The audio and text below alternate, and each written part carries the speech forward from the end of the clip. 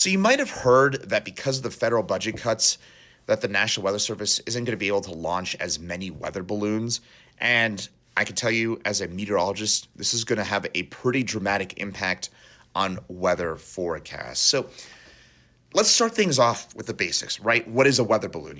These are not Party City typical helium balloons. While there is helium within these balloons, these are big balloons that have a whole bunch of really valuable weather data. And this data is not just for nerds like me, meteorologists like me, and those at the National Weather Service.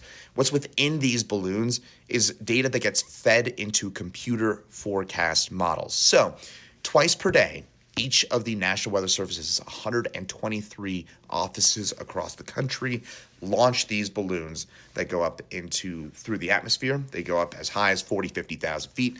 And as they're going up through the sky, they're collecting really valuable data. And again, this does not just go to me, doesn't just go back to meteorologists, although that data really matters. What probably matters to you is that a lot of this data gets fed directly into computer forecast models and really can help out with forecast data. So a lot of you might be going, oh, well, these budget cuts, and you're going to be chopping down the amount of weather balloon launches. Who cares? Whoop-de-doo. The reason this matters is that data goes straight into the models, which go straight into your weather apps. And also it goes into computer models that help people like me, meteorologists, determine what's going to happen in the next few days. Now, so far, about 10 to 15 offices have had to reduce their balloon launches from twice per day down to once per day. So that's about a 10% reduction in overall balloon launches, maybe a little bit less than that. We'll see what happens in the coming months, but most likely this is going to have a reduction in overall forecast skill in the coming months of about a 10% decline. That'd be a rough guess or a rough idea.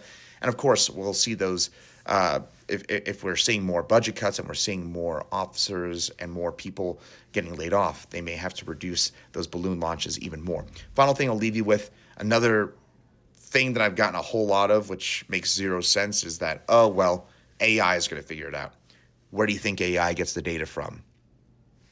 Yeah, they're getting that data from those balloon launches as well. So the computer models, us meteorologists, and yes, AI models, you name the computer source, they're probably getting a lot of that really valuable data from these balloon launches. So these budget cuts are probably going to have, unfortunately, a pretty dramatic decrease in terms of our forecast skill in the coming months and perhaps years.